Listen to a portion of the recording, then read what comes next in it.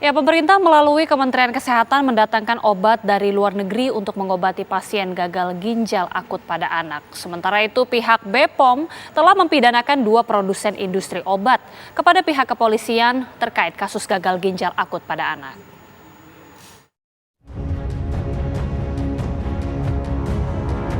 Menteri Kesehatan Budi Gunadi Sadikin dan Kepala BPOM Penny Lukito dipanggil Presiden Joko Widodo ke Istana Kepresidenan Bogor, Jawa Barat. Pemanggilan ini dilakukan untuk membahas kasus gagal ginjal akut pada anak yang diduga diakibatkan oleh obat batuk sirup yang terkontaminasi bahan berbahaya.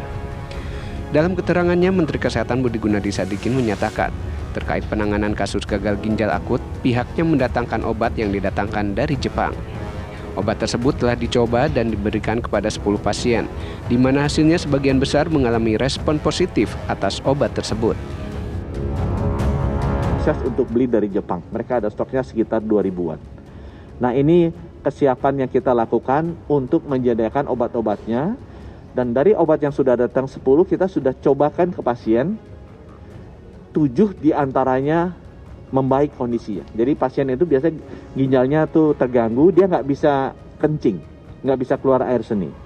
Tapi begitu dikasih obat, mereka mulai keluar bayinya sedikit demi sedikit, ada yang sudah mulai banyak, dan yang tadinya tidak sadar mulai sadar kembali.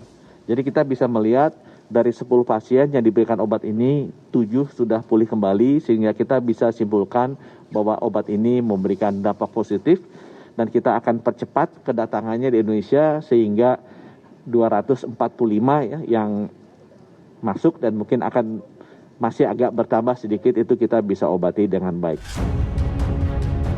Sementara itu, Kepala BPOM Penny Lukito mengaku telah mempidanakan 2 produsen industri obat kepada pihak kepolisian. Hal tersebut karena kandungan dari produknya sangat beracun karena kandungan EG dan EEG-nya sangat tinggi, sehingga mengakibatkan gagal ginjal akut.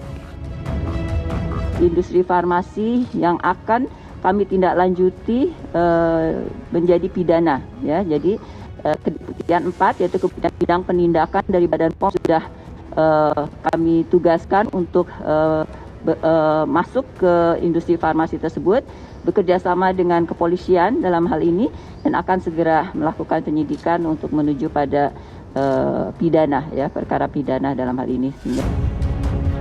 Di Indonesia, kasus gangguan ginjal akut muncul sejak Januari 2022, kemudian melonjak di bulan Agustus hingga saat ini.